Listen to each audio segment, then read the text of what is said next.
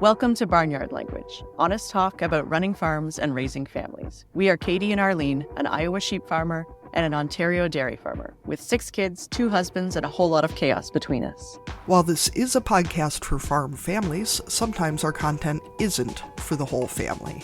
So kick off your boots, reheat your coffee, and join us for some Barnyard Language. Hello, everybody, and welcome to another episode of Barnyard Language. Katie, what's going on the farm? What's happening in the barn? What's happening in the house? Getting ready for Christmas, all the things. Getting ready for Christmas. I think I finished my Christmas shopping yesterday. Let's just say that it went to the point that I found out that our Walmart at least has instituted a limit on how many items can be in one transaction. And if you hit that limit... Oh, what is that number? I don't know what that number is, but I hit it, and then they make you start a second transaction. And also, they do not consider... looks like she needs it because she's buying Christmas presents for her kids as a replacement for a photo ID when buying booze, which I was a little sad about. But at least I wasn't the person in the next line who dropped an economy-sized jar of dill pickles. Oh. Because, those come in glass, and it was pretty impressive. And I'm guessing that would splatter up on your own stuff as well as all over the floor. Yeah, I mean, it was like not perpendicular, diagonal, thankfully. But it was a mess. It was a good sinus cleanser.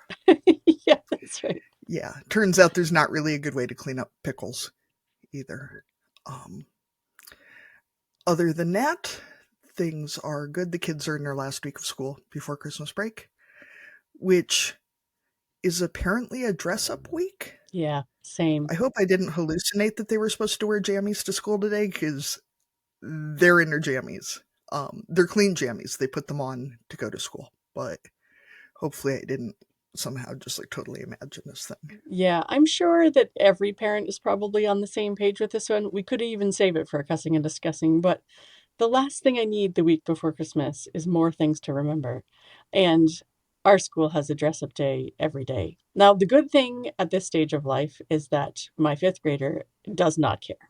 He would be happier to not dress up because that would show that he was actually going along with what everyone else wanted to do. So, I mean, if I remember or I don't, it really doesn't matter to him. But with younger kids who get to school and are then upset that they are not dressed on theme, I can imagine that it is just a lot more stress. I have been there in other years. I'm not there now, but I remember what that's like. And trying to come up with original things for all the days, because Red and Green Day and Character Day and Winter Wonderland Day are all kind of similar. And yeah, Silly Hair Day and favorite sports day. We don't follow sports. I don't know. Is 4-H a sport? Sure it is. Sure, yeah, that's your team. 4-H is your team. Maybe for teachers or anyone who's in charge of this, what it should be is the last week before a break should just be wear whatever funny thing you want, and then everybody can just guess what your theme is for the week. Or don't. Just wear whatever. Yeah, make up your own theme. Yeah. Just wear clothes. just get to school. Just show up at all. That's the main thing, right? Try not to get sick and go to school. We're also in that phase of holiday gifts for teachers, which I'm quite sure that the boy child's teacher doesn't listen to the show. And if she does, she will have already received her gift by the time this comes out. But I crocheted something large and nice for the boy child's teacher because we decided that probably gifting a 1st grade teacher alcohol was not super appropriate, even if it would be appreciated. Well, it's probably okay, but you don't want to send your kid with it. So you have to make sure that you actually go and deliver it, I'm guessing. For my kid, I'm not going to send them on the school bus with a bottle of wine. That seems inappropriate. But, if you saw the teacher, you could just hand it to them. Since my 6-year-old is well known at school for singing the Core Blonde classic Rye Whiskey, I'm sure no one would be surprised. But still, it seemed better to skip that. I told her I'd buy her some margaritas later. But either way, both my kids' teachers have definitely earned anything that can be gifted unto them this year. On the farm, it is peak December. It is, I'm looking out the window right now, dumping down rain, very, very gray. We're in that like fog, ice, snow, rain, fog, ice cycle of mid December. Um, I had to put down one of actually our oldest sheep the other day. This was, I think, the fourth winter that we've said there's no way she's going to survive the winter. And this year it was accurate. It's one of the things that I think pushed me to want to do this show was things like, how do you explain to coworkers that you're going to be late for a meeting because you have to go kill a sheep, but then you'll BRB? How old was she? Do you know? Very, very, very, very. Very. Yes. Probably at least 12, which is That's a good age for a sheep. getting right up there. Yeah, she had a very good life. She was very comfortable until the last day, and it was just, I don't think she was even suffering when I put her down, but it seemed like a kindness. You know, sheep are not meant to be away from their flocks, so if one can't keep up, it's kinder to take care of it. Sure, yeah, it just adds more stress, right? And then that becomes, whether it's physical distress or not, is enough. And when it's the beginning of the winter and they've already gone downhill that hard, they're not going to survive the winter. And it's not. I take a fairly proactive approach towards these things because, you know, I think it's part of the deal we make with them that we give them the best life we can, and that includes giving them the fastest, most painless death we can. Yeah, I think that's a good point. Yeah, because we raise these animals with the love and respect that they deserve, but that also means, yeah, putting them out of their misery or dealing with them in a way that is the most kind to them. Well, that was a super uplifting update there, Arlene. Woo! Yeah, happy holidays. Oh, the best Christmas gift I found. We have a friend who is fairly non-practicing Jewish and married to a fairly non-practicing Buddhist, but they come to our house for Christmas because they don't really have family in the area. And I found our Walmart is now selling rendered duck fat, which is possibly the only thing better than bacon grease for cooking with. So I'm pretty stoked that I managed to buy somebody a jar of duck fat for Christmas because Merry Christmas, Hanukkah. Here's some fat.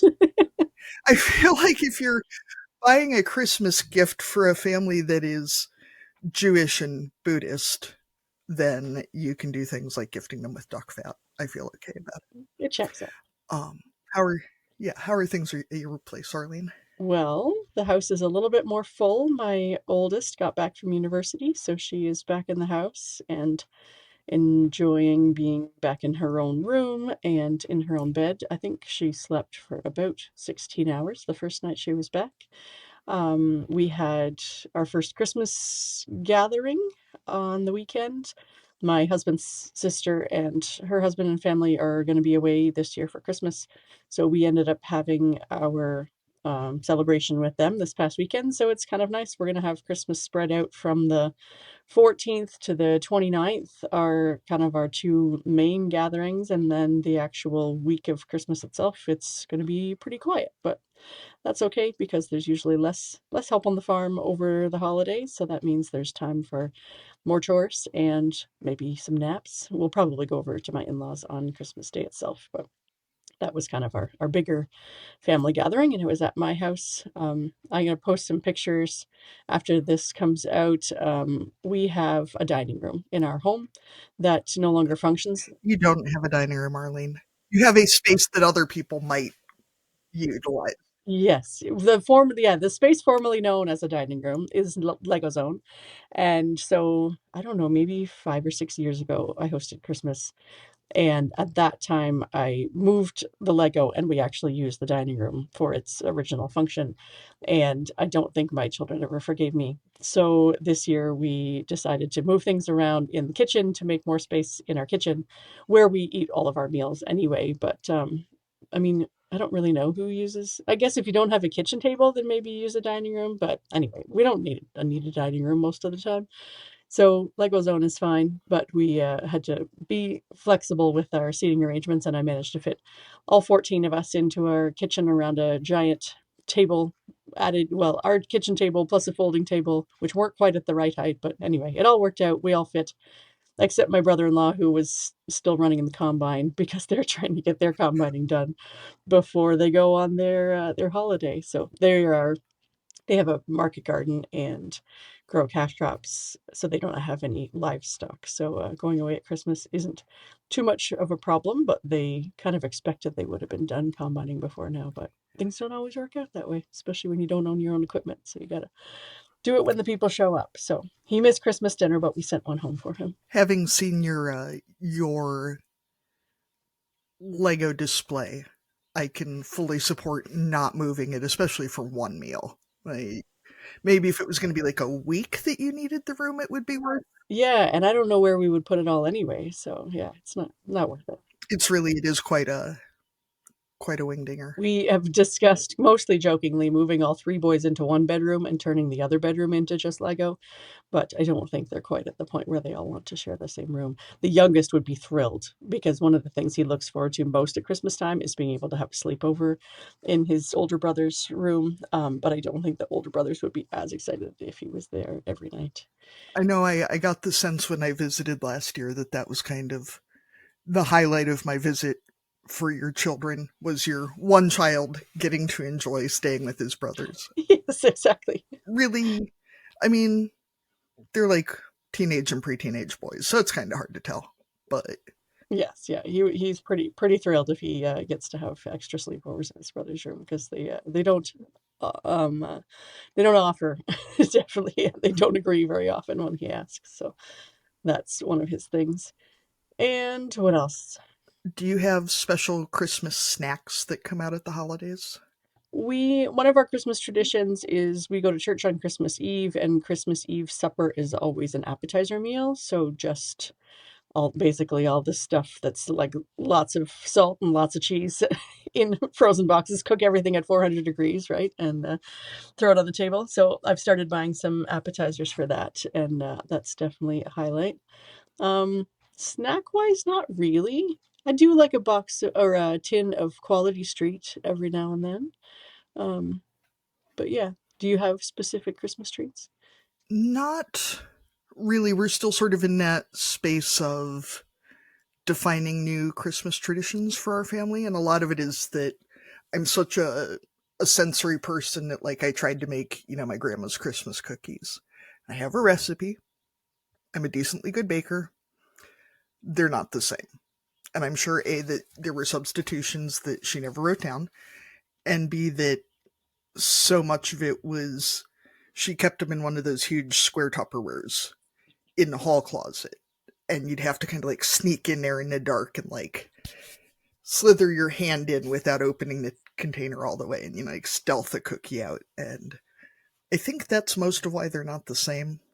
And then when I was a kid, we spent a lot of holidays at the neighbor's house, and they were hog farmers, and they had, the basement fridge, which is a solid farmer thing. And they always kept cans of Coca-Cola down there. And that fridge was so much colder than any other fridge that I have ever encountered since. So you'd go down in this dark, scary basement and open this dark, scary fridge and get just this Coke that was just like, when the roof of your mouth goes numb because it is that cold. Right, it was probably like a degree away from freezing. Yeah. And then there was the year that one of the neighbor's boys accidentally drank his brother's dip can. Oh, like tobacco? Oh. Yeah, you have one can full of Coke and one can full of Juice Bit. And it is a 30 plus years later, I can still, the memory. It's one of the most horrifying things I've ever seen. That is pretty nasty. Yeah, it really is. Well, on that also fun and festive note, why don't we go ahead and introduce our guest for this week? All right. Today, we are happy to be talking to Katie Hammock, who is joining us from Virginia. So, Katie, we start each of our interviews with the exact same question for our guests, and this is your way to introduce yourself to our listeners. So we always ask, what are you growing? Which for our farmers is usually crops and livestock, but can also be kids and businesses and all kinds of other stuff. So, Katie, what are you growing? Yeah, so I currently myself am growing it. We have a kid, one 18-month-old who is the joy of our lives, and then we're also growing some cows. So we are dairy farmers in Southern Virginia, currently milking about 850 cows, and then also growing some corn. So the boys are chopping today again after all of the rain that we've gotten, and we grow about 1,000 acres of corn, and that's kind of all we've got going right now. No big deal. So as cow people, we always want to know, what color are they? What breeds are you milking, or a singular breed? Yes, we only are milking Holstein, and all of our Holsteins are black and white. We do have one red and white that's a neighbor's cow that definitely stands out in our herd because she is, definitely not like any of the others. But we are only have black and white Holsteins. Yeah, we bought a red and white a couple years ago, and right now in the calf barn there's two little red and whites. So our red and white numbers are increasing, but it's slow going with those recessive genes, right? Yeah, we are currently partnered with Virginia Tech too. So we have some embryos that we're putting in some of our heifers. So we are getting like some Jersey cows and some Swiss cows and things like that. But they are going off to Virginia Tech for um, like studying and stuff like that. So they don't stay here at our farm. Right, yeah. So you get a couple days in the calf barn with some color, and then that's it. And are you guys raising your own replacements? Like, do animals stay on farm for the most part, other than that project? Yeah. Yes, so we replace everything ourselves. We raise our own replacement heifers, our own replacement calves, and then we we do the last are like we sorry this is we some of ours will breed to Angus, so we'll like sell some of our bottom genetics to Angus. Yep, that makes sense. And then I know from having talked to you before, coming on the podcast a little bit, that you're also growing your career and kind of some awareness around a certain topic. So do you want to tell us what that side of what you're doing is all about? Yeah, absolutely. So I am an ER nurse. So I've been a nurse for about 6 years, 6.5 years now. And so I have a passion for emergency medicine, and I enjoy like the trauma aspect of things. Enjoy is a weird word to use there. Just gonna say. It is really weird. Maybe intrigued by that is a better word. But trauma is kind of my bread and butter. And so I unfortunately have seen my fair share of agriculture accidents, just kind of the community that we serve in our hospital. I work at our trauma center, so kind of everything ends up to us. And there was a need that I have seen of like what equipment, in my personal opinion, could actually save somebody's life or save a farmer's life.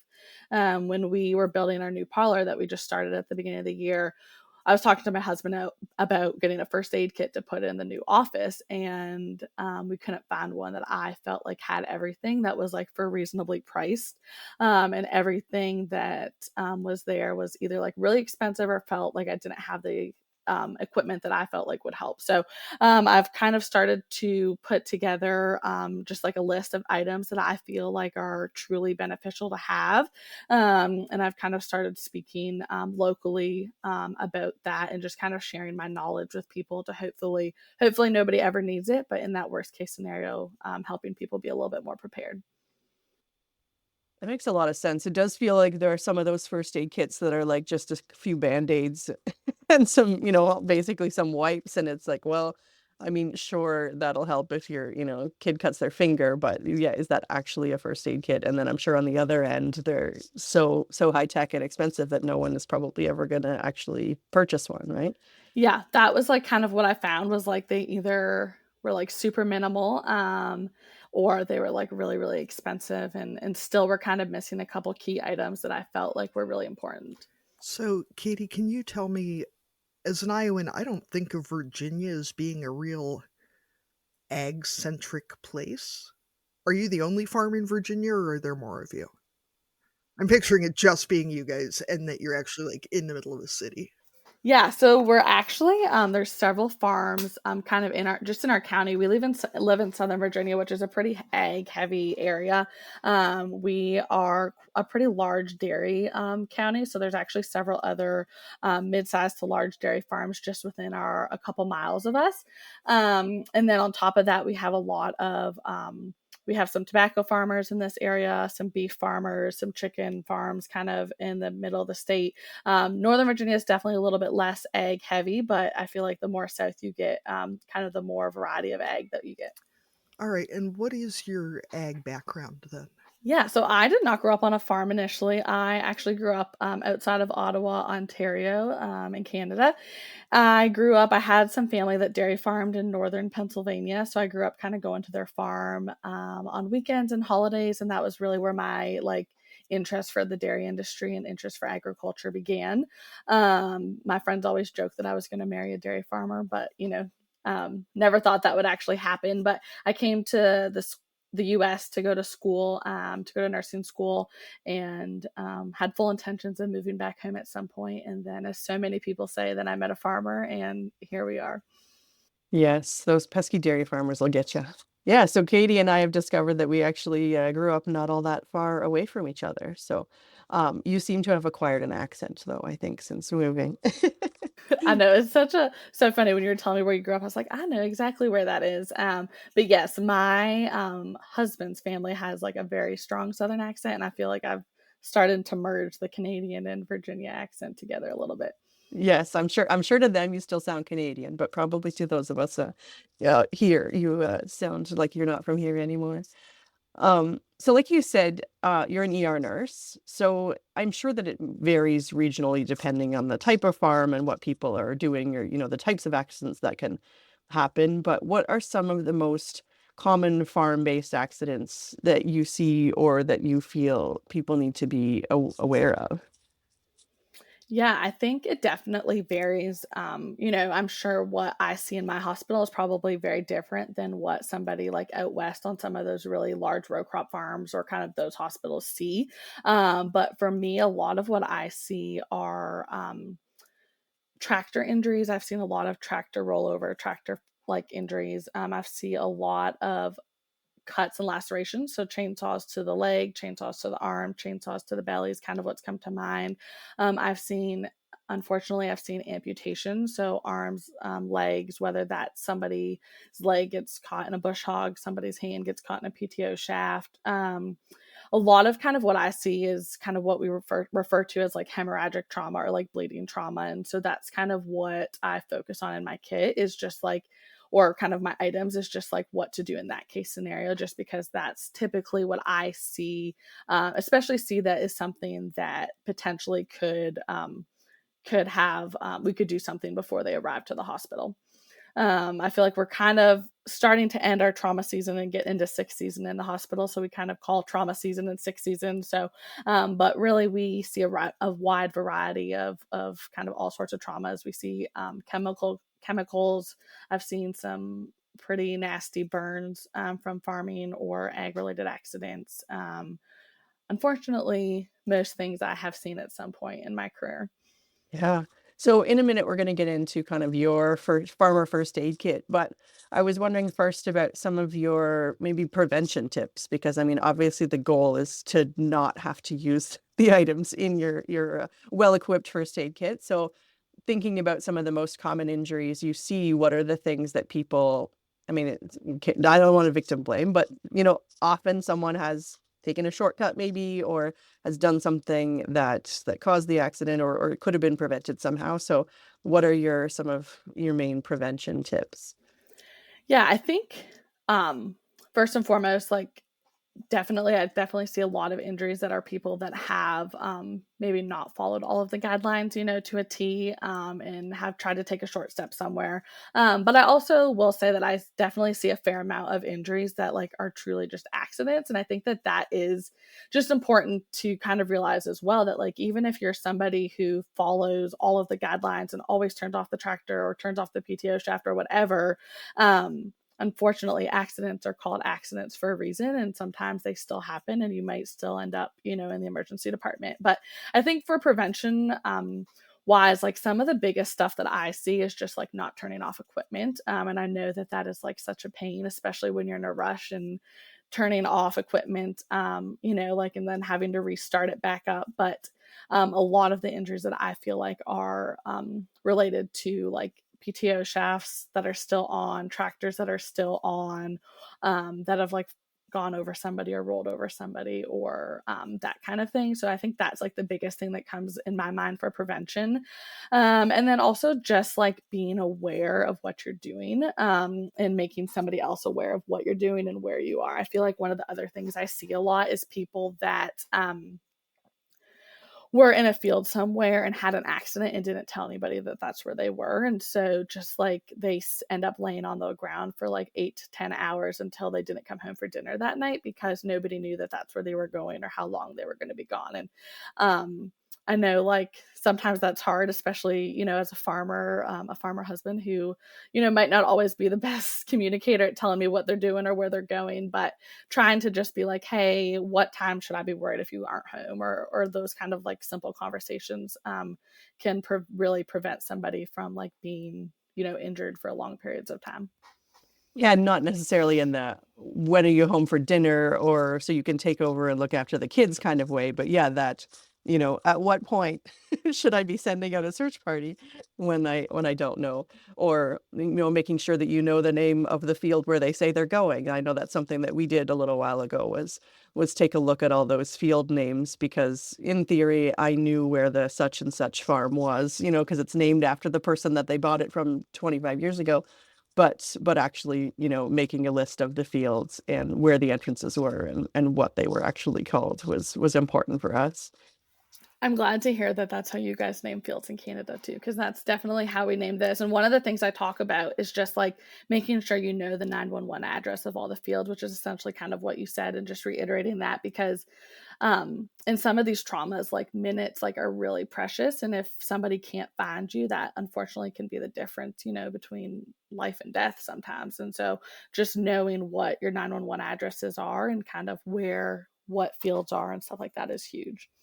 Yeah, we actually made a list and laminated it with each field entrance and the closest 911 number to that entrance, because our township won't give 911 numbers to places that don't have a structure or a barn or a house or something like that. But at least we could find kind of the next closest driveway and say, like, okay, well, that's close. And then, it's across the road from that or down the road from that house or whatever. Yeah. Yeah, that is huge. So, Katie, I'm wondering what tips you've got, for a lot of us that are in that sandwich generation where we've got young kids and older folks that we're working with. There's a lot of talk around safety for kids on farms, which is obviously incredibly important. I don't want anyone to think that I'm saying, well, to hell with telling kids about farm safety. Pff, they'll be fine. But it feels like we miss a lot of conversations with even middle-aged folks or parents of young kids who are massively sleep deprived about farm safety for adults. And I feel like, I can think of at least 8 or 9 people I know who've been killed in farm accidents or seriously, seriously injured. And every one of them has been, well, I've done this a million times. I was in a hurry. And, consistently that is how people get killed. I don't think we know anybody where it's actually like legit been a freak thing. So I'm wondering what tips you have on starting that conversation with folks who've, especially as they're getting older, their reaction time isn't as good, their vision's maybe not as good, their mobility is not as good. But both from an hurting people's feelings and also this is not worth the argument it's going to start, not wanting to make grown-ass adults feel like we're infantilizing them or like, well, I think you're just too old and crotchety to be farming anymore. We should probably put you on an iceberg and send you out to sea to die. How we can start that conversation and really keep that focused on not wanting you to die rather than, I think you're old and useless. Yeah, I think that's a really hard conversation to have. I know, even just us, but several people kind of around here, we are very fortunate that we still have like grandparents and stuff that want to be involved. Um, but like, how do you have those conversations with them and what that looks like? And I think for me, I try just to like bring awareness to the situation and make people aware that like this is a reality that unfortunately I see like really too common, and just bring people aware to like what I see, and kind of how often I think that it happens. I mean, in the US alone, last year I looked it up not too long ago, and there was on average there's 500 deaths in the US, from farm accidents and injuries, and in 2023 I think there was 483. So that's a lot of people, especially when you think about the fact that like only 2% of the population is in ag. I have to say, I'm really surprised it's not higher. I would have guessed it was quite a bit higher than that, which is really sad. Yeah, that was according to the US census, like the US Census Bureau, but I think, 500 is still a lot, and so just and 33% of farmers have some type of injury, and of that, 3% of them have injury with with a permanent disability or impact. So of those 500 that, have lost their life, there's still however many that are having a very altered life moving forward from an accident that they've experienced within ag. I feel like too, you see a lot of folks who were injured when they were young, and maybe it heals up okay then, but then, you see them 20 years down the line and they're, walking bent halfway over and, can't do X, Y, and Z. And there's a lot of things that take a longer term toll. Even just like knee replacements. I know my father-in-law just had his knee replaced. And I mean, obviously I don't know, but I can only assume that it's, how many years of farming, what has that done on the joints and, your body and things like that. Yeah, that's right. I know we've talked too that farmers tend not to work in places that have great ergonomics, and we tend not to cross train so that we're using our bodies correctly, or people will do things like milking in tie stalls, which makes my knee hurt just thinking about it. People as in your co-host? People as in my co-host. Yeah. Then there's people who milk in parlors, and that makes my shoulders hurt just thinking about it. So my family that dared in Pennsylvania milked in tie stall barns, and that was just how I thought everybody milked. And then I met my husband, and I was like, so you don't take like a milker between each cow for 800 cows? Like, man, that's impressive. my camera cut out and my sound cut out for a minute, so I don't know if you already discussed this, and if you did, too bad. We're just going to talk about it again. What are the most common first aid kits items that you think farmers should have? Because I know I've had the same experience that you were talking about with buying your first aid kit, where it's like 3 band-aids and like if you cut your leg off and nothing in between. And like maybe you'd have the supplies if someone cut their leg off, but you wouldn't have the training for it, probably.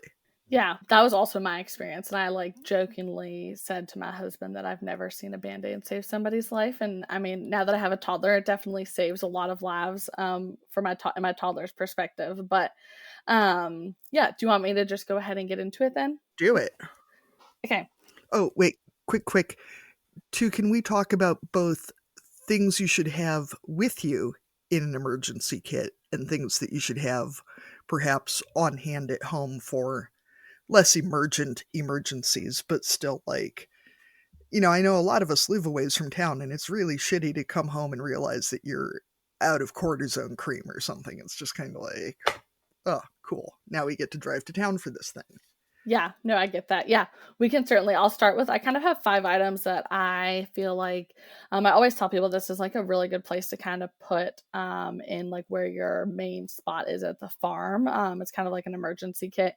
Obviously, like the more you have, if you farm a large piece of land, like that is never going to hurt anything to have like more of these items, but at minimum, and like we have one in our farm office, just kind of in a central location that everybody knows where it is. But then we can kind of go into some of the other things that I feel like might just be beneficial to have.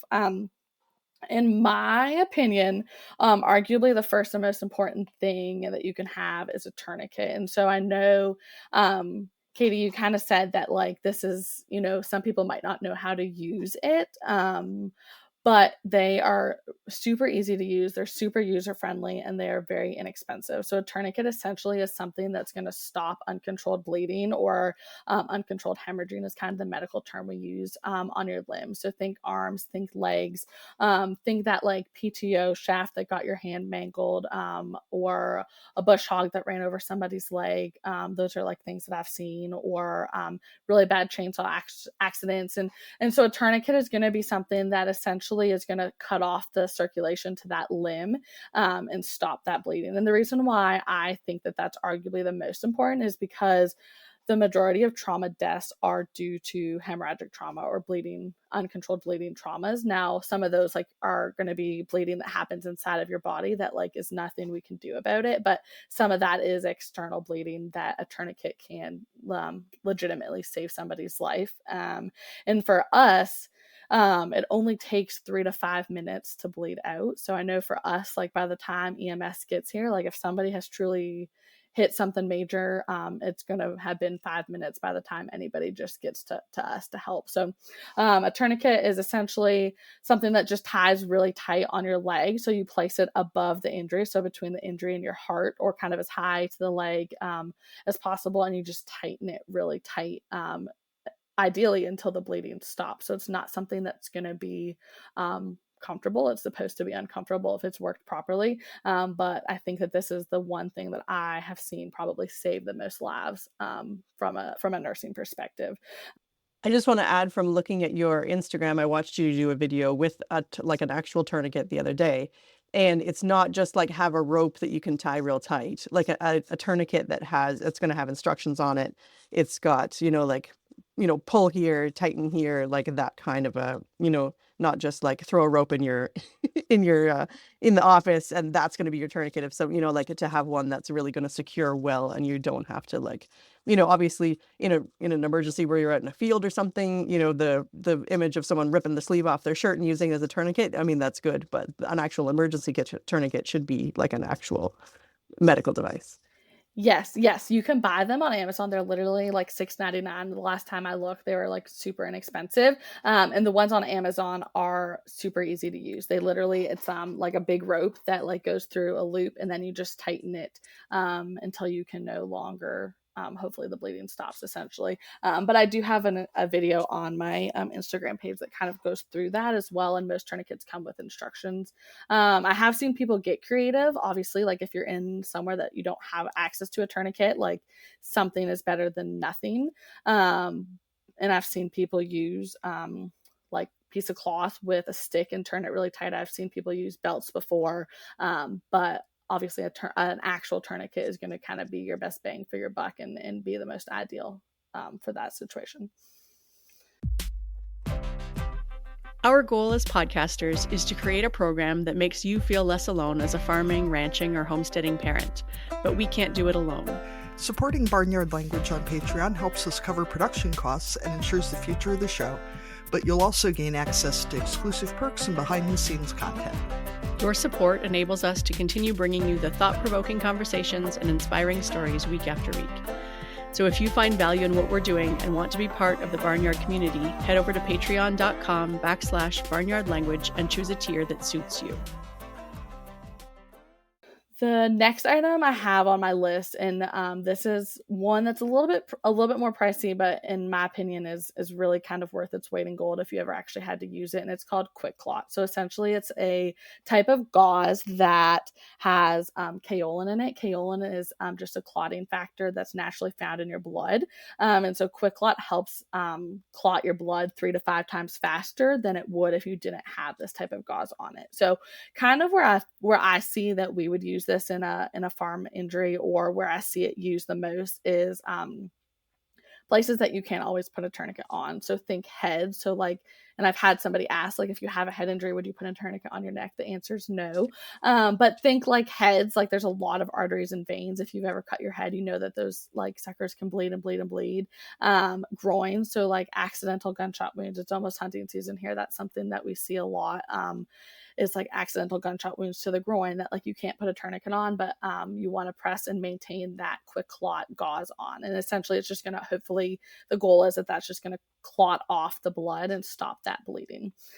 So how you would use that is you would just press and hold it onto wherever the injury or wound or laceration is, which then kind of leads into my next one is Coban, or if farmers have vet wrap, it's literally the exact same thing. And so vet wrap is essentially just something that will allow you to maintain pressure on that injury, and just allow you to maintain that gauze and maintain pressure on the injury until you can get to a medical facility. So all of these items are like until you can then kind of get somewhere that somebody else can help you.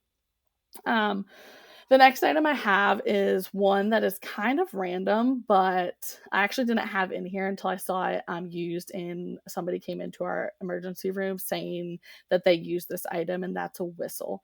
And so I have actually seen several people that have like rolled their tractor or have been injured, have fallen, a broken hip, or whatever the case may be, not have cell service in their field and had to use a whistle to essentially call for help or whistle for help. And so again, like something that seems kind of silly until you need it. And that is one that I would probably have in every tractor cab, or ideally somewhere, you know, that is easily accessible, whether that's like in your jean pocket or in a tractor or something, just to have. But I have seen that one used a couple times that has allowed people to get help to them.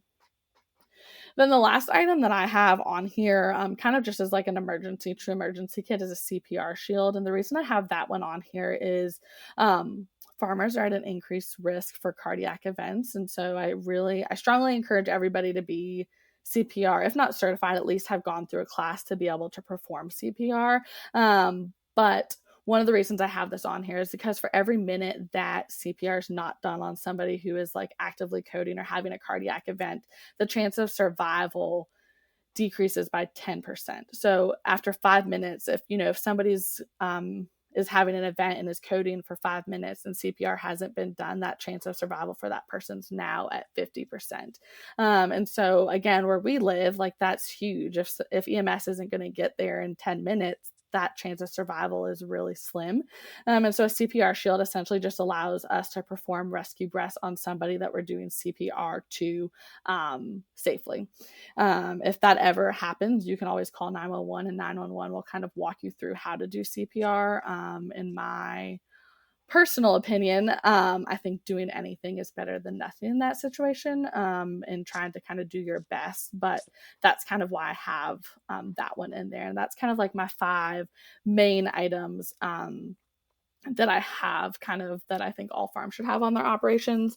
A few other items, Katie, to kind of bring some other things that maybe aren't so like emergency trauma related that we have in our farm kit is burn cream. And I think that that's just something my husband is like a non-negotiable that my husband has in his kit just because he uses them all the time.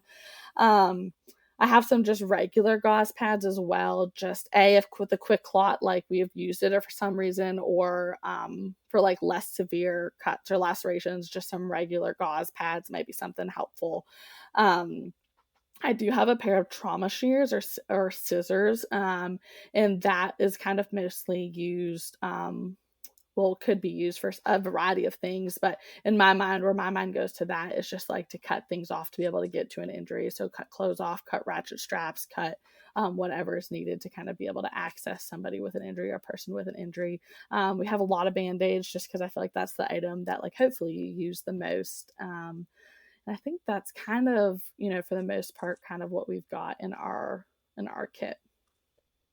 Are there any extra things that you would consider for a parent first aid kit? I mean, hopefully you're not needing the major trauma stuff with your children, but like even just like a home first aid kit, or to have in your vehicle for when you got little kids, other than, like character Band-Aids are really important because you gotta have the right kind of Band-Aid for whatever little ouchie they have.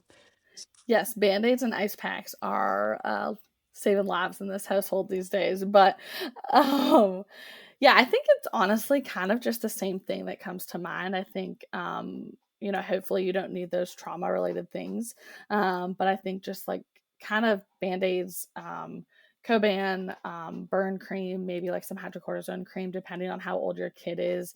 I don't have like a super old kid yet, so my stuff is very basic of like, we always have Tylenol because we never know when we're going to need that, or, Band-Aids, and that kind of thing. I think it kind of goes, to adults and kids, kind of both. I think one of the things that, potentially, depending on how much equipment you use and what kind of farming you do, is like a light up vest or like a reflective something for your kids to wear if they're going to be around while there's a lot of farm equipment moving. I think, I have seen some really unfortunate pediatric accidents of just like not knowing where kids were, and like having some unfortunate outcomes. And so I think that that's something that's like easy, that can make a big difference if you are using a lot of farm machinery or equipment. And then just like having those conversations with your kids of like when it's safe and when not to do certain things, and starting to have those conversations at a young age of about farm safety and just like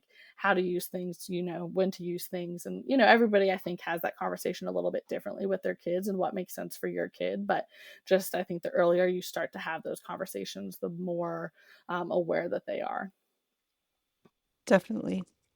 Another thing I was wondering about, and I think a lot of times in rural places we don't think it's an issue, but I think we're hearing more and more these days about having naloxone kits available, and a lot of places are giving them out for free, that you can have them around. I'm wondering what your thoughts are on having a naloxone kit maybe in your vehicle or on your farm, depending, if you have, who knows, like a family member, staff, you don't know who's kind of in and out every day, or what their needs might be. What are your thoughts on that? Yeah, I mean, I will say personally, I don't. And it's not necessarily because I am not like for it or don't think that it's a good idea. I just have like never been able to find one that I've been able to get to kind of put in my car. I do know that like a lot of times now, like if you get a prescription for like an opioid, that they will kind of automatically give you some Narcan um, to take home, just in case, worst case scenario. But I don't think that it's a bad idea. I mean, Narcan doesn't really hurt you if it's given to you incorrectly. But like I said, I don't personally have any, but I don't think, especially, when you live so far away, I think I've seen accidental overdoses go really south really quickly. This is harder when I can't see you, Katie. Sorry. I was thinking too, maybe, Arlene, we can find some more in-depth resources for some of the rarer things that need more information. Like, we had a local guy hit a power line with the combine, and power lines, drownings, manure pits, that sort of thing, where you need more in-depth safety information. But I think it's nice for people to at least learn something about it before they're, so they're not Googling how to deal with somebody hitting a power line, like, while it's happening. Um, I think it might be nice to have some overview of that, At least if your cell phone speed's like mine, I wouldn't want to be Googling in the moment. Yeah, I think a couple other things too that like I just try to touch base on, just like when I give when I have these conversations, is just a couple other injuries that we see are like puncture wounds. And so obviously, like if something's inside of you and it's really deep, like I shouldn't say obviously, because some people probably don't know this, but we don't want to take it out because we never know what that item has hit inside of us. And I've seen some items, like I've seen knives, I've seen screwdrivers, I've seen a ton of screws, I've seen rebar, I have seen so many ag related things that have been punctured into people. And I have like seen those very puncture wounds essentially save that person's life because they didn't remove them. So I've seen punctures, wounds that like somebody has come in and that wound is like sitting up against the artery perfectly. And if they had removed that prior to arriving to the hospital, in my opinion, they probably wouldn't be with us today. And so just like being aware of like if something goes into really deep, you never know what it's hitting. So never remove that item until you get to the hospital, and we can kind of remove it in a safe environment. That is a good reminder.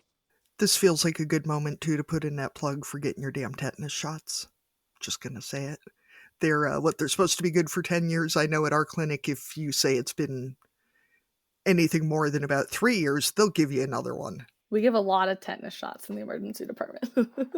I saw a cat die of tetanus once as a kid, and I am very, very proactive about my tetanus shot status, because that's no, thank you. Yeah, I have seen tetanus in real life, and it is not good. It's really not good. And so, yeah, that's a good reminder just for everybody to keep boosted, especially when you're working with equipment and dirty things every day. So we are, as co-hosts, an American and Canadian duo, and so we are often talking about the differences between our countries. And so I was curious, I wanted to ask you, as someone who was born Canadian and married to an American, what are some of the differences that have surprised you? Yeah, some of the I was like, when you sent this, some of the very first things that came to mind are like so minor and just like a super inconvenience for me as somebody that like some of the things that we had in Canada.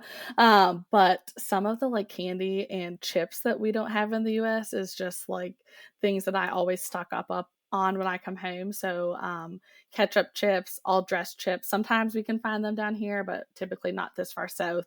And then like Canada Smarties are like big M&Ms, and a little bit better than M&Ms in my opinion. But so I always like stock up on those and like Mr. Big Bars, just like this typical like food that we can't get. But some of the other things, like I think when I moved here, like one of the first things that kind of surprised me was like the portion sizes in the US versus Canada, like at fast food restaurants, like some of like the sizes that you get when you go to McDonald's, like that large. I don't know. In my opinion, like I don't ever remember seeing that in Canada. Arlene, you could tell me if I'm wrong, but I'm like, I don't think that exists in Canada. I think they even got rid of the supersize option here, and a large is like more like what maybe like a regular portion would be. Katie, I'm going to break in here and say, Arlene, the boy child wants you to send him some more of those all-dressed potato chips. Yes, I visited Katie recently. I brought both of those. Yeah, ketchup and all dressed chips. They weren't quite as sure about the ketchup chips, but the all-dressed chips were a big hit. And I know sometimes we can get them here, but not that often. Yeah, they're a little harder to find. All right, now you can carry on. No, the other thing is like that's not super serious is football. So my brother works in the Canadian Football League. So just like the differences of like the rules, there's a couple rules changes. The field's different size, the ball's a different size. There's a Canadian Football League? Yes, yeah, there is. Huh. It's the Grey Cup instead of the Super Bowl, but it's not as big of a deal. The Grey Cup? Yeah. Okay. And then the other like kind of thing that like comes to mind just because of the industry that I'm in is that milk comes in a bag and not in a carton. And I remember the first time I was like trying to explain that to my husband, he was like, I don't understand how you drink it. Like I'm so confused, and just like that big difference. And then just the dairy industry in general. And I mean, Arlen, you can probably talk a little bit more about this because I don't know the Canadian side of it a ton, but just the difference in like the quota system in Canada versus kind of down here, and it just being a little bit more I don't know, just some differences in the dairy industry in general of like what we can and cannot do, and just like kind of how big your farm can get and stuff like that is kind of the stuff that comes to mind. Yeah, that definitely. There's a lot of those things that we've talked about before. We actually had a guest talk about supply management in the dairy industry, because definitely there's lots of differences in that sector, and then in the poultry sector as well. But yeah, there's definitely some cultural differences when it comes to the dairy industry specifically. Are there things that you've noticed in the, how do I say this? Not to create controversy, but like culturally, that you have found it difficult to adapt to, or has it been an easy transition? I feel like it was fairly easy. I mean, I've been here for 10 years now, so I mean, that's not that long, but it's, long enough that this is, kind of my home, and I've, settled down here. But I do remember like when I first came to school, some things that like in hindsight were not that big of a deal at all, but I just remember like people not being as like proper in how they spoke, and just thinking that like people were so rude even though they weren't. And now I just know that that's how people talk, and it has nothing to do with me. But like I remember like I would hold a door open and they would just like, I'd say thank you and they would be yep instead of you're welcome, or instead of you're welcome, or stuff. And I was like, man, they really do not like me. They're not even saying welcome. And some of that stuff, but just like the longer I've been here, the more you just like, that's just how the culture is down here. And but also on the flip side, like nobody calls me like down here in Southern Virginia. Like it's very much like, yes, ma'am, yes, sir, no, ma'am, no, sir. And when I go home to Canada now, sometimes like someone will just call me like, like, hey, you or whatever. And I'm just like, man, that is so rude. They didn't say, hey, ma'am or whatever. So I think it kind of goes both ways of just like where I'm at now and what I'm used to versus like what I was used to when I came down to the States initially. Definitely. I'm curious too about working specifically in healthcare, coming from somewhere where, with socialized medicine to somewhere where it's obviously a different structure. How do you feel about being in that field in particular?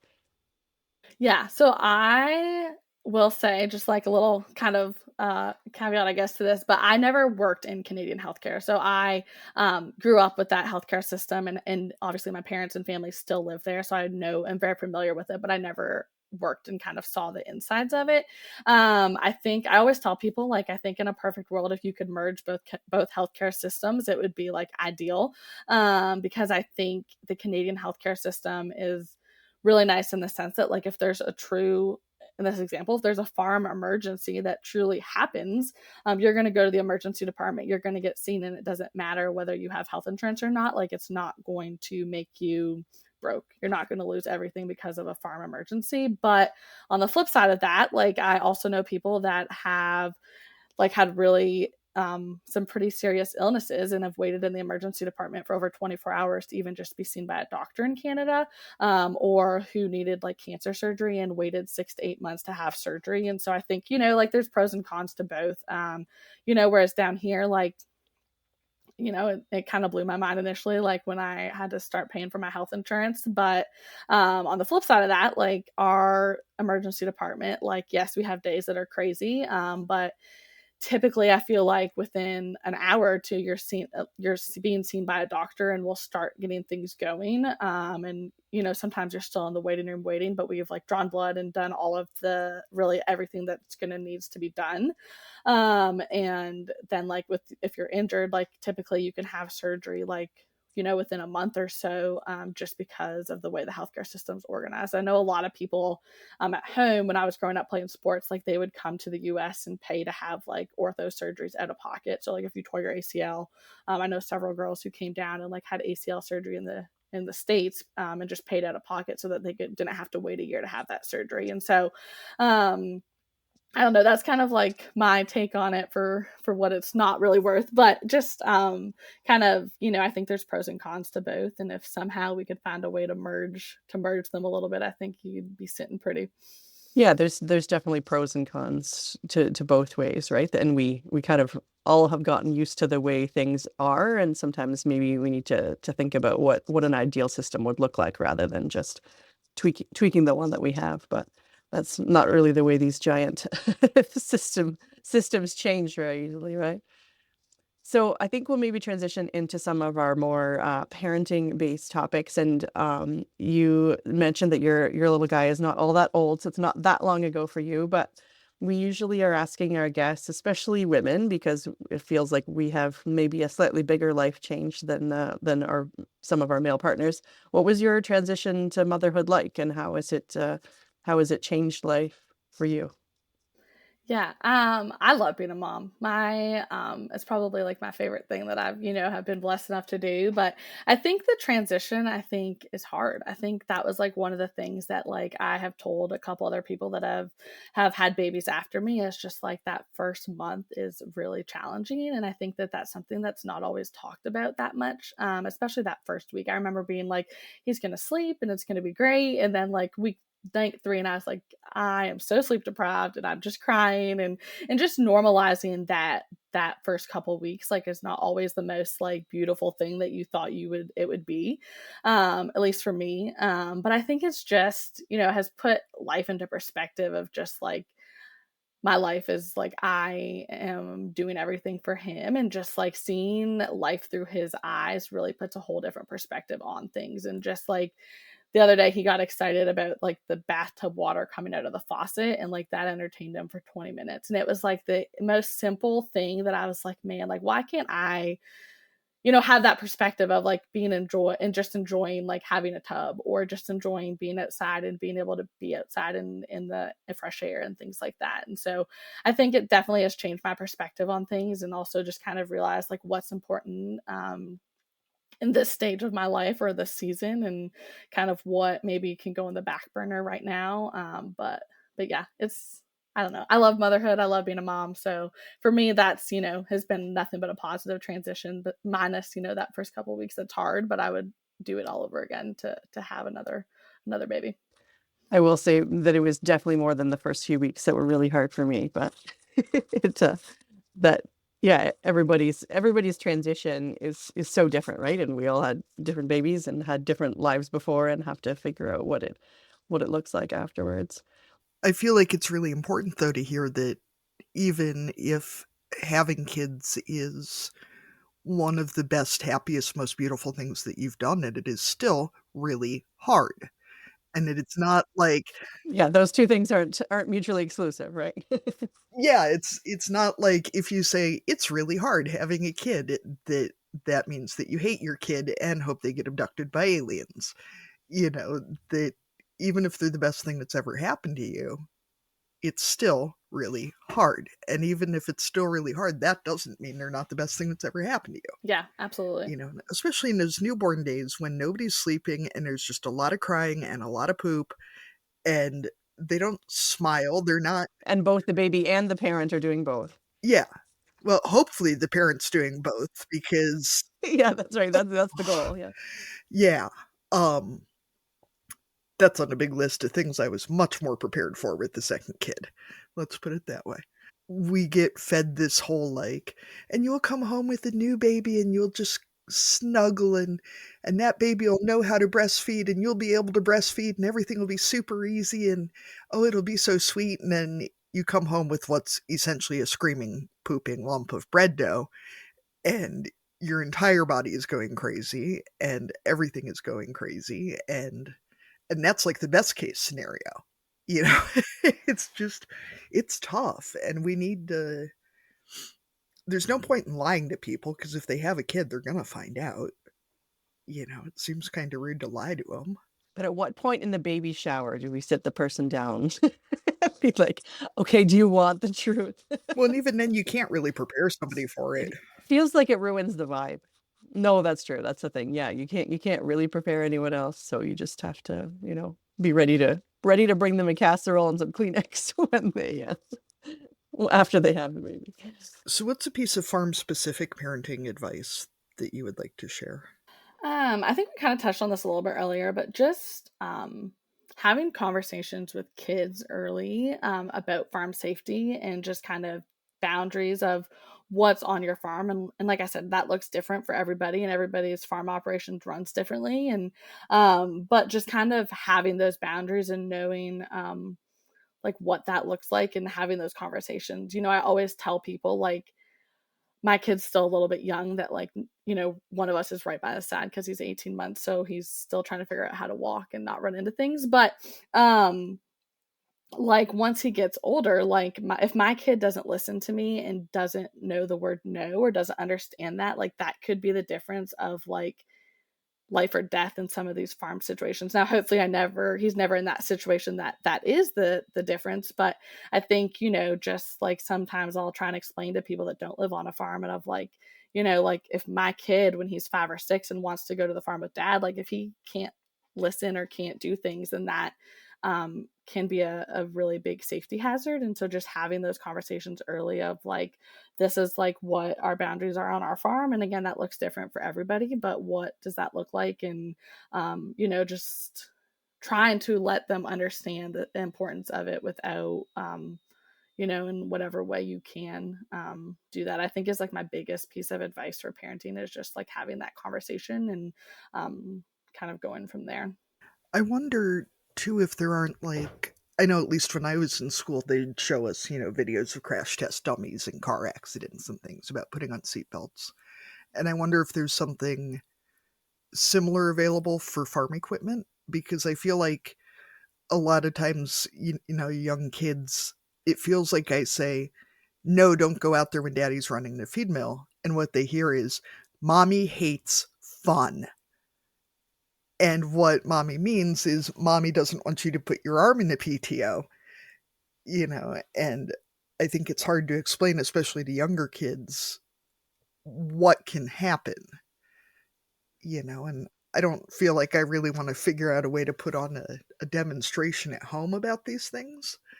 I know in our area, Katie, that some of I can't even, whether it's like county associations, like farm safety associations, or sometimes they'll have actually like farm safety days at tractor dealerships, and they do actually do those demonstrations and have like a full on like farm safety day for kids where you go and everybody learns kind of together about all the potential risks. So maybe it's something that is happening in your area, or you might have to start one. Yeah, I think we have them around here, but it's like a coloring book, which kind of lacks the real, this is what happens if you get caught in a PTO kind of thing. Right. Yeah. It's not like an interactive. Yeah. Yeah. Okay. Where's the red crayon? Yeah. Well, and it's like how much of that, like even in my conversations with adults, is like how much do I want to share and not traumatize these people, of like, I remember like the first presentation I made, like, I showed it to my husband and he was just like, I think that some of these pictures are really important, but I don't know. Like some people might throw up after they see these. And I was like, I didn't think they were bad. Right. Are you ready? Yeah. Are you ready to deal with people fainting in the front row of your presentation? And so it was like, how do we, like show that and show the severity of this, but like also not, have really terrible pictures of people like fainting and stuff like that. So Yeah, that's right. I was even thinking, do we need a trigger warning on this episode if people are squeamish? Not that you've gotten that graphic, but like some of the things you're talking about, you can picture what that might look like, right? And probably we don't even have the best picture of how bad that would be. I just wanted to go back to your piece of parenting advice and talking about conversations. And I think the conversations with our kids are important, but in the conversations between us and our partners and our families and whoever we're farming with, employees, that those conversations are really critical too, and having everyone on the same page about what we consider safe and what we've told our kids. So if our kid goes running out and wants to ride on the tractor with grandpa, we want grandpa to know the same thing that we have discussed as parents, whether they're allowed to go with them or whether they're supposed to wait on the porch until he waves them over, those types of things, so that all the adults are on the same page, even, before we're starting to explain it to our little kids. Yeah, that's a really good point. And I think one of the things that comes to mind, like, and this again is like for our family and right now, like in the phase of life that we're at, and that might, change down the road. But like for us right now, we are like pretty strict on like we don't ride on open cab tractors. And I know that like my husband and I both grew up riding on open cab tractors, but like I have like seen kids fall off of tractors and unfortunately like get rolled over. And I've seen like I have just seen the worst case scenario. And so it's like until they're big enough to like really understand, like that's a rule in our household. And again, that looks different for everybody and you have to do what's best for your house and your family. But like just kind of setting those rules of just like, hey, this is our rule. We don't ride on open cab tractors. And like, we're very fortunate that like everybody, is kind of aware and on the same page, but just having that conversation of like, this is our rule. And like, we would appreciate if you guys kind of did the same thing. Definitely. Yeah. I know in our case, we know of someone whose child had a really bad lawnmower accident. So one of our lines is no kids ride on lawnmowers. I know that you see, for some families that's fun and, maybe you're cutting the grass together, but for us, that was like no go. So, only the person riding the lawnmower is on the lawnmower. Yeah, I have seen that multiple times.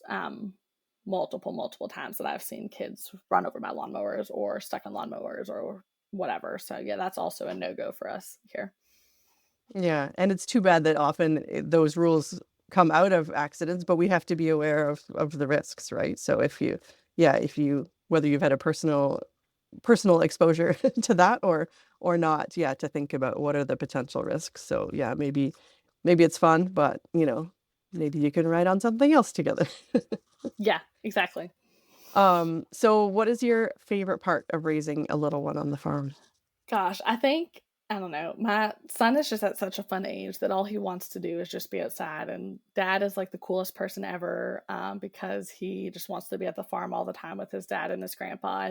And I think just like seeing how excited he gets of just like the simple things of life, of and just like being able to teach him like agriculture at a young age. It's funny, like he currently doesn't really care about our cows.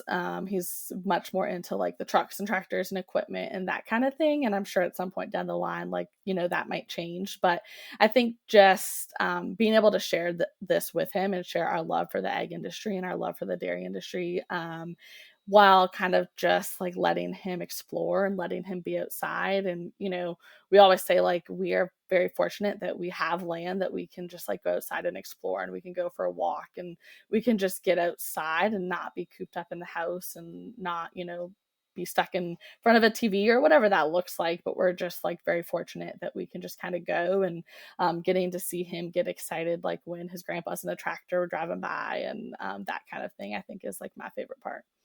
What is your biggest parenting struggle these days? Well, that's a good question. I think just trying to remind myself, and I like find myself like telling this to other people, and like telling myself is that like this is just a season, and whatever season we're in, like it's just a season. And so, right now, just like between me working, I work days and night shifts. So like there's some days that I'm gone and I miss some nights here and there. And between my husband working full time on the farm, and they're chopping corn right now. So it's just like a crazy, chaotic season that I feel like, like doesn't always have us maybe in bed at the best time or the most like, our ideal time. But just remembering that like it's a season and we're doing what's best for our family, and we are, like trying to stick to a routine as much as we can. And sometimes our schedule gets off a little bit, but like I think that's like the reality of farming, is that like it's so unpredictable, and like it's impossible for me to like eat dinner at the same time, let alone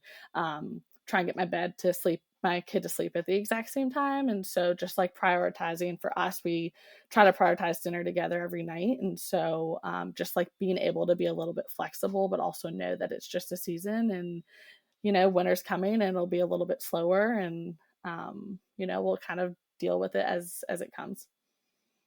We talk a lot on the podcast about, the different ways that people figure out childcare, especially in rural places and with, schedules. And the combination of farming and nursing, I imagine, is not the easiest to schedule. It's not like you can just have a, regular daycare schedule. So what does childcare and farm life and nursing life look like for your families? Yeah, so we are very fortunate that we have a very strong kind of village around us. So my parents still live in Canada, so they, don't watch my kid obviously daily, but my mother-in-law is kind of our person that is our go-to, and she's wonderful. My mother-in-law and I have like a really great relationship, and so like she's wonderful. She's awesome. She watches him for the most part, and then he, my son's kind of starting to get to the age too that like he can go to the farm here or there. And I mean, he could go when he was younger too, but it's just like when dad's working full time and doing stuff, like he can go and kind of like hang out and do stuff too. So I think it's gotten a little bit easier as he gets older. But if I work night shift, like we're just kind of flexible. Like today they're chopping corn, and he'll probably go sit in his car seat in a truck, for an hour when I kind of in that hour that's going to overlap. But we're super fortunate that my mother-in-law watches him and is kind of readily available whenever we need her. And so yeah, we're very lucky in that aspect. Yes, that would be tricky without a flexible mother-in-law hero. Yeah. Well, it's hard because I only work 3 days a week. And so, if I work one day shift and then two night shift, like there was weeks like that, if he was in a traditional daycare system, like it literally, there would have been weeks that he wouldn't have gone at all. And so for us, that just didn't make sense. And so, yeah, that's kind of what our system looks like right now. And we'll see where it goes in the future. Yes, I'm sure it's always a juggling act. So we ask all of our guests, if you were going to dominate a category at the county fair, what would it be? And categories can be real or made up to ensure that you win. I thought about this when I got this question, and I was asking my husband, and He came up with pies, and I think he's just being biased because he wants me to make him more pies. But Sneaky. yeah, but I love to bake pies. I don't bake them as often as he would like, but I would say maybe a good apple pie. That sounds delicious. I have a very prolific apple tree right now, and I'm not usually a pie baker, but I did actually make some pies last week because I enjoy eating them. I don't enjoy the process of making them, but yeah, I have a ton of apples to get through, and people can only eat so much applesauce. Yeah, I have 4 apple trees full too. So I'm right there with you. You're making some pies, Katie? I'm making some applesauce. Yes. Pies will be next. Ooh, that sounds good. We did that earlier. Yes, applesauce is definitely the easiest. Well, I don't have as many fans. I mean, it's good, but it's no pie. Yeah. Well, it's hard to compare applesauce to pie, right? Yeah, that's right. So we'll go ahead and move into our cussing and discussing segment. If you are a listener and want to submit yours, you can either go to our speak pipe or send it in by email, and the links for those are in our show notes. Katie, what are you cussing and or discussing this week? The tremendous level of guilt and anger that comes with not even the first time your kids say, "You never have time for XYZ. You're always too busy for XYZ." And then realizing how often I do say, hang on a minute, just a second, 5 minutes, I'll be right there. And how frustrating that is, and how frustrating it must be for the kids. But also, I do have all this shit to get done. And just what bullshit it is. That's it. That's the long and the short of it. It's bullshit to try and there's no way to win. There's never going to be a way to get the things done that need to happen that leaves enough time for what my kids want to happen. There's definitely never going to be enough time for what any other adults want to have happen, plus what the kids want to have happen, plus what has to happen. And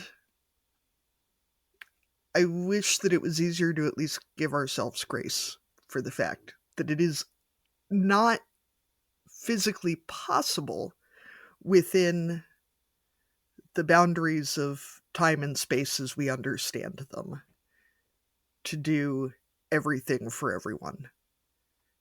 And I spent a lot of time beating myself up for this weekend, time which I could have used for working on all the other things that the kids thought I should be doing. And also, trying to raise our kids with appropriate expectations for what other people can do, but also everything else. I hear you. And if you have multiple kids and they both want you 100% of the time, that still doesn't work out. The math doesn't work. The math does not math. You can't be all the things to all the people. Yeah. Well, and trying to explain things like if you want mommy to pay for XYZ, mommy has to actually work because that's how mommy gets the money to do the things. Work is just a vague concept to children, though. They don't really get that part. The money just appears, right? Yep, I got that one this weekend. I love just use the credit card. Katie, what do you have to cuss and discuss this week? The one I initially had, I feel like is kind of a big topic, but it's just like kind of what's on my mind here recently, is these Hurricane Helene hitting North Carolina. So just like where we are in Southern Virginia, like very Southwest Virginia, got hit really hard, and Western North Carolina and East Tennessee is like devastated. And just like, I feel like typically like, obviously like anytime natural disaster happens, like it makes me sad and it makes me think about things, but just it being so close to home and being like, these are patients that like we see at our hospital sometimes, and we know a lot of like kind of people that like have family members that live in these parts of the country, and just like several people that have been down in the last couple of weeks of just like saying that it's, truly is devastating and is so much worse than anybody could ever imagine. And so that's, I don't know, that's just like kind of what came to mind, is just like, how blessed I am to have been safe through that, and how, these people are rebuilding from like literally rebuilding everything.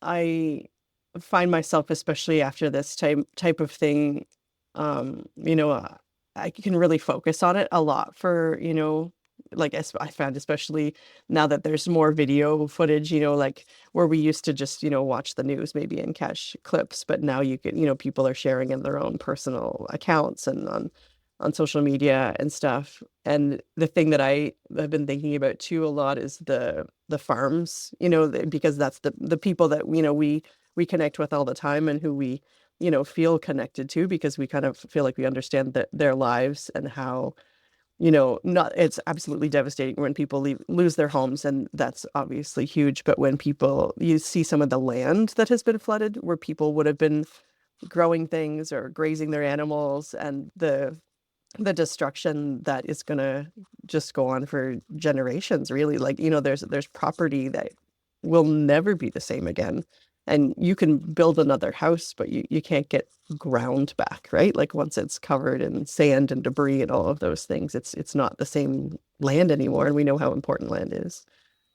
Yeah, this like hopefully is not like too like gruesome, but like we know some people that kind of live down that way, and there was like a Facebook post like circulating with farmers of essentially like his entire pasture was just like washed downstream, and he's like, if you see any cows that are still alive, because his entire pasture flooded and went down the river, so he's like, if anybody sees any cows that are still alive, please call me. And just like putting into perspective that like that's like is the reality for some of these people. Yeah. I think I'm going to leave it at that, Katie. Sorry, that was kind of a bad, but I was like, I just feel like it's so, I don't know. That's what we've been. No, that's okay. I know. It's what I've been thinking about a lot this week too. So it's it's hard to watch, but then, you also see the people who are rallying together and getting supplies there and really starting to help people, and how people are helping each other. So it's that Mr. Rogers quote, right? Look for the helpers, and hopefully those people can rebuild and find new ways to move forward, right? Yeah, absolutely. So thank you to guest Katie for joining us today. If people want to follow you online, get some tips, like I said, you've got some great videos about using some of the tools that you suggested, getting the list of your first aid kit. Where should they find you online? Yeah, so I am mostly on Instagram. Everything I post on Instagram goes onto Facebook, but primarily I'm on Instagram, and you can find me at The Dairy Wife. That is great. So thank you so much for joining us today. It was great to meet you. Yeah, thank you for having me. I appreciate the opportunity. Thank you for joining us on Barnyard Language. If you enjoyed the show, please support us on Patreon with a donation. Big thanks go out to our show editor, Krista Paffrath at the Rural Podcast Network. Please rate and review the podcast wherever you listen, and follow the show so you never miss an episode. If you want to connect with other farming families, join the private Barnyard Language Facebook group. We are always in search of future guests for the podcast. If you or someone you know would like to chat with us, get in touch.